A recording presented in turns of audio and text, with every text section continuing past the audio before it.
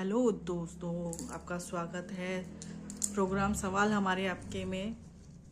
काफ़ी टाइम से मैं लेकर के नहीं आ पाई हूँ, उसके लिए क्षमा करना दोस्तों। पिछले कुछ एपिसोड जो मेरे आए थे सवाल हमारे आपके के, उसमें हमारे मन के जो प्रश्न थे, हम कौन, भगवान कौन और गुरु कौन, उसका भी जवाब मैंने अपनी पिछली वीडियोस में दिया है। त्रिगुणात्मक प्रकृति के बारे में भी बताया गया, रजतम और सत्व गुण कौन से हैं। ये भी बताया कि हमारी जो आत्मा है उसके ऊपर कितनी शरीर का आवरण है, स्थूल शरीर, सूक्ष्म शरीर और कारण शरीर। उसके बाद है आत्मा। ठीक है जी। अब हमारा सवाल क्या उठ सकता है आप लोगों के मन में, वो मुझे बताइए। मेरे मन में तो जो उठा था मैं वह आपसे शेयर कर रही हूँ कि हम जो जीवन जी रहे हैं, हम किसके लिए जी रहे हैं, हमें ये मनुष्य जीवन मिला क्यों है दरअसल। तो ये जानने की मेरी बहुत इच्छा हुई, जिसका जवाब मुझे मिला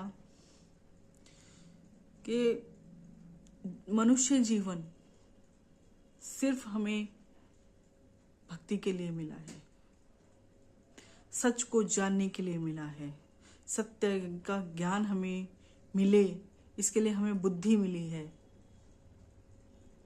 और जितने भी योनियां हैं, जीव जंतु हैं, उनमें बुद्धि हो सकती है, लेकिन विवेक बुद्धि की जो शक्ति है वो सिर्फ मनुष्य जीवन में ही मिलती है, जिससे कि हम सत्य को जान सके, पहचान सकें। तो ये मनुष्य जीवन में ही पॉसिबल होता है।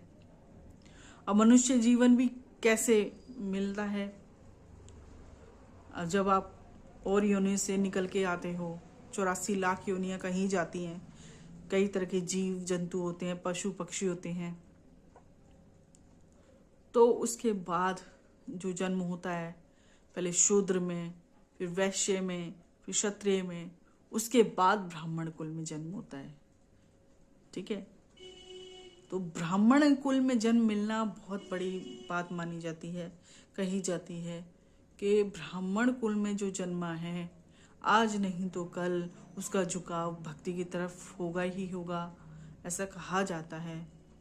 लेकिन इसका मतलब ये बिल्कुल भी नहीं है कि शूद्र, वैश्य और क्षत्रिय, ये जो 3 वर्ण और हैं, उनमें भक्ति नहीं हो सकती। बिल्कुल हो सकती है, क्योंकि इन धर्म से बड़ा अगर ब्राह्मण है तो ब्राह्मण से बड़ा है वैष्णव। और वैष्णव किसी भी जाति का हो सकता है, शूद्र भी हो सकता है, व्यापारी भी हो सकता है और क्षत्रिय भी हो सकता है। तो जरूरी नहीं कि सिर्फ ब्राह्मण ही भक्ति कर सकता है। जब मैंने जाना कि जीवन हमें भक्ति के लिए मिला है, अब सवाल था कि ये भक्ति हम करें कैसे, है ना? भक्ति कैसे करें? क्योंकि हमारा जीवन जो है, इतना हम अपने जीवन में व्यस्त हैं, हम माया में फंसे हुए हैं, हर किसी को हमने अपना मान रखा है, हम उससे नहीं छूट पा रहे हैं, है ना? फीमेल्स हैं बिफोर मैरिड, जो है पढ़ाई लिखाई में, अपना करियर बनाने में व्यस्त रहती हैं। आफ्टर मैरिड बच्चे पालने में, पति का अथवा उनके माता पिता का ख्याल रखने में व्यस्त हैं। और जो जेंट्स हैं वो पैसा कमाने में व्यस्त हैं, क्योंकि परिवार का निर्वाह करना है। तो समय का भाव है कुल मिलाकर के, है ना? और उसके बाद जो समय बचा भी, वो हम माया में अपना फंसे हुए हैं, जिस कारण से सबको अपना मान रखा है। भाई ये मेरा है, पति मेरा है, बच्चे मेरे हैं, माता पिता मेरे हैं, अथवा पत्नी मेरी है ना? अब भक्ति संन्यास लेने का काम नहीं है कि आप वही जो परिवार छोड़ करके संन्यास ले लेते हैं। उनको तो सबसे बड़ा दोष लगा कि भाई भगवान ने आपको एक कर्तव्य कर्म दिए हैं, माता पिता के रूप में, बच्चों के रूप में, तो उन्हें कर्म को छोड़कर आप संन्यास कैसे ले सकते हो, है ना? या तो उनकी माता पिता उन्हें आज्ञा दें, पति अथवा पत्नी आज्ञा दें कि आप जा सकते हो, मैं जो है परिवार का ख्याल रख सकती हूँ, सक्षम सारी चीज़ें मैं कर सकती हूँ, है ना? तब बात अलग होती है कि भैया घर वालों ने परमिशन दी, अब हम जा करके संन्यास ले सकते हैं, है ना? लेकिन अगर आपने विवाह कर लिया तो आप विवाह करने के बाद कैसे संन्यास ले सकते हैं? संन्यास का मतलब तो है कि सबको छोड़ देना, सब शरीर छोड़ देना, तो वो पॉसिबल नहीं है ना। इसीलिए लोग भक्ति से कहीं दूर भी भागते हैं। कुछ लोग कि लोग समझते हैं कि सिर्फ एक जोत जला देना, व्रत रख लेना, ये भक्ति है। भाई ये भक्ति वैदिक भक्ति है। मैं ये नहीं करी हूँ, ये नहीं करना है। जो लोग ये कर रहे हैं ये भी अच्छा है, ना से तो कुछ सही, लेकिन उससे गति नहीं होगी ना, उससे आत्म उद्धार नहीं होगा, है ना। तो हमें सोचना है, ये विचार करना है कि हमारा आत्म उद्धार होगा कैसे, फिर भक्ति होगी कैसे। भाई गृहस्थ में रहो, अपने कर्तव्य कर्म करो, लेकिन उसको ये मत सोचो कि आपने किया। कर्तव्य कर्म जिन्होंने दिया है ना, वो खुद वो करते हैं। आप तो सिर्फ निमित्त हो। आपको एक निमित्त बना रखा है कि आपके थ्रू वो काम हो रहे हैं। आपको सिर्फ निमित्त बनाया भगवान ने। कर्तव्य कर्म दिए हैं, पिता पत्नी पुत्र माता पति, इनको अगर आपके जीवन में दिया है तो ये कर्तव्य कर्म हैं, करने हैं। पर अपने आप को कर्ता मानना छोड़ दो भाई। कर्ता का अभिमान जो होता है ना, अगर हम ये कहते हैं कि ये हमने किया, अगर सही कर्म हमने किया है तो बुरा कर्म भी तो हमने किया है ना। सही का पुण्य फल जो है अगर हमें मिलेगा, तो हमने जो पाप कर्म किए हैं उनका भी तो हमें ही भुगतना पड़ेगा ना। फिर हम क्यों रोते हैं, क्यों भगवान को दोष देते हैं कि हमें हमारे जीवन में जो है सिर्फ हमें दुख ही दुख दिया है। भैया तुमने किया था, कर्ते का अभिमान पाला तुमने, है ना। कर्ते का अभिमान छोड़ो, ये बोलना छोड़ दो, ये मानना छोड़ दो कि जो हो रहा है वो आप कर रहे हो, चाहे वो पुण्य कर्म है या पाप कर्म। पहले तो देखो, पाप कर्म के लिए तो हम बहुत जल्दी बोल देते कि हमने नहीं किया जी, हम दोषी नहीं हैं। तो जो पुण्य कर्म हैं उनको क्यों कहते हो कि हमने किया? क्या आपने किया? क्या ये शरीर चलाना आपके बस की बात है? अगर आपके बस की बात होती तो आप जन्म नहीं लेते, सीधा अवतरित होते ना भाई। पॉसिबल नहीं है ना। जिसने जन्म दिया है, जिसने ये शरीर बनाया है, तो वही तो चला रहा है ना इस शरीर को। अब मान लीजिए आपने कोई मशीन बनाई है ना, आपने बनाई, अब वो मशीन क्या अपने आप चल रही है? चला रहे हो तो चल रही है ना, चाहे वो बिजली के थ्रू चल रही है या हाथ से आप चला पा रहे हो, पर आप चला रहे हो। तो ऐसे ये शरीर एक मशीन है जो भगवान ने बनाया है, वो चला रहे हैं। तो आप कैसे समझ सकते हो कि पुण्य कर्म और पाप कर्म आप कर रहे हो?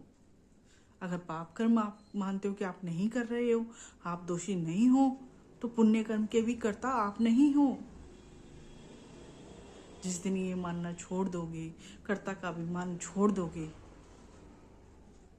और सब कुछ जो भी हो रहा है, जो भी कर रहे हो, वो भगवान कर रहे हैं, ऐसा अपने अंदर दृढ़ विश्वास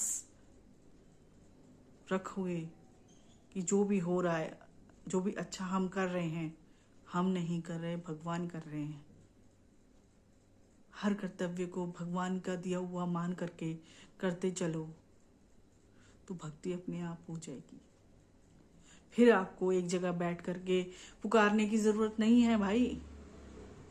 आप चलते फिरते हर काम में भक्ति ही तो कर रहे हो, क्योंकि भगवान के दिए हुए काम कर रहे हो, है ना।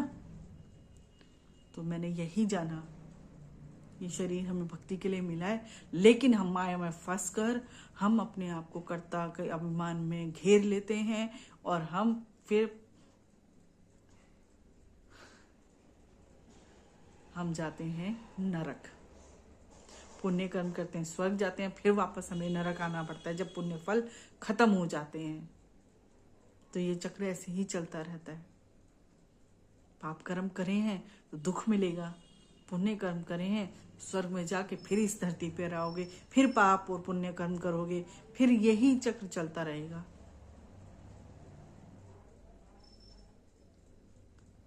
तो इससे बढ़िया है ना कि आत्मोद्धार के बारे में सोचो। मेरे जो मन में सवाल उठे, मुझे जवाब मिलते रहे हैं।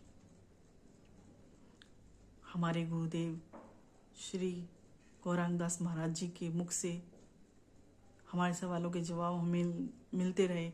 उनकी शक्ति के द्वारा हमें सत्य का ज्ञान हुआ, विवेक बुद्धि मिली। उन्हीं की शक्ति के द्वारा सत्य को जाना, माना। अब फिर जानने की तैयारी शुरू है, क्योंकि मान लेना तो आसान है, जानना बहुत मुश्किल है। जानने का मतलब है समझना, बहुत मुश्किल है। खुद से तो नहीं हो पाएगा। इसलिए भगवान गुरु के रूप में, गुरु तत्व के रूप में इस धरती पर विराजे हैं। जैसे कि मैंने कहा था, जो सिर्फ और सिर्फ सोते जागते उठते बैठते हर पल हर क्षण सिर्फ हरि को प्रेम करे, हरि से, हरि को पुकारे, और हरि खुद उनके हृदय में साक्षात प्रकट हो, वही गुरु है। तो ऐसे गुरु की शरण लें ताकि हम भक्ति कर सकें। शरण जाने के बाद पूर्ण समर्पण, अब वो भी हम नहीं कर सकते, हम सिर्फ शरण ले सकते हैं। पूर्ण समर्पण भी भगवान अथवा गुरु खुद करवाते हैं। ऐसा नहीं कि जबरदस्ती, बिल्कुल भी नहीं। हमारा काम सिर्फ समर्पण करना है, आगे का काम उनका है। हमने शरण ली है ना किसी की, तो वो हमारा ध्यान रखेगा भाई। इंसान रखे ना रखे, भगवान और गुरु रखते हैं। ये मेरा अनुभव है, अनुभव किया है मैंने इन सब चीज़ों को। एक पल एक क्षण ऐसा आया जीवन में कि कोई नज़र नहीं आया। जब गुरु की शरण ली तो भगवान गुरु के रूप में हर पल हर क्षण मेरे साथ रहे। दुख में संभाला उन्होंने, बिखरने नहीं दिया, विश्वास टूटने नहीं दिया, श्रद्धा खत्म होने नहीं दी। क्योंकि हम इंसानों की फितरत है कि जब हम दुख में होते हैं, तकलीफ में होते हैं, तो दोष देते हैं, खुद को नहीं देते। खुद को ये नहीं सोचते कि हम करके आए हैं, आज हमें भुगतना पड़ रहा है। हम दोष देते हैं भगवान को। किस मुंह से दोष देते हैं हम? क्या हम हैं उस लायक कि भगवान को दोष दें? उन्हें कहें कि हमारे जीवन में जो दुख आ रहा है उसके कारण आप हो? गलत है। नहीं, मिथ्या अभिमान में फंसकर हम, माया के पंजे में फंसकर हम खुद को दोषी ना मानकर भगवान को दोषी मान लेते हैं। विचार करने योग्य है ये बातें। सोचिए इनके बारे में कि हम क्या कर रहे हैं। सिर्फ ये अच्छा खाना, अच्छा पहनना, घूमना फिरना, हर चीज का सुख नहीं है, सुविधाएं हैं। इन्हें सुविधाएं कह सकते हैं जो पैसे के थ्रू हमें मिल जाती हैं। अगर आप इनको सुख कहते हो तो ये सुख भी क्षणिक है, कुछ क्षण का। यकीन मानो दोस्तों, कुछ क्षण का।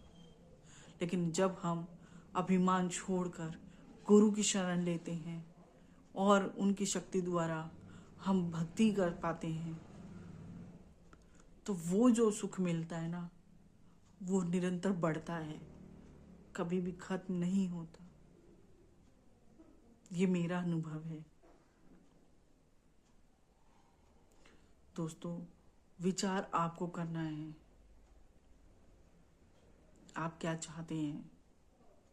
बार बार नरक और स्वर्ग के ही चक्कर में पड़े रहना चाहते हैं?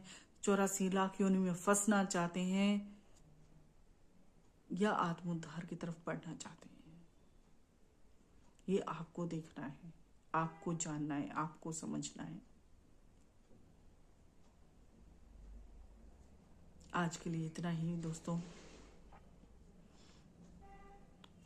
आप सभी से हाथ जोड़ के यही एक रिक्वेस्ट है कि मेरे चैनल को सब्सक्राइब करो, कमेंट करो, लाइक करो, शेयर करो, जितना हो सके शेयर करो। और मन में आपके जो अध्यात्म को लेकर के सवाल हैं, जिनके जवाब आप जानना चाहते हैं, वो मुझे कमेंट करके बताओ। आपको आपके सवालों के जवाब ज़रूर मिलेंगे दोस्तों, ऐसा मैं आपसे वादा करती हूँ। और जो जवाब मिलेंगे आपको उनसे संतुष्टि भी होगी, इस बात का मैं दावा करती हूँ। अगर मैं ऐसा कह रही हूँ तो दोस्तों कॉन्फिडेंस है तभी ना, क्योंकि मैं अनुभव करके बैठी हूँ ना, इसलिए आप लोगों से अपने अनुभव शेयर करती हूँ। तो आज के लिए इतना ही दोस्तों। आपका बहुत बहुत शुक्रिया ये वीडियो देखने के लिए।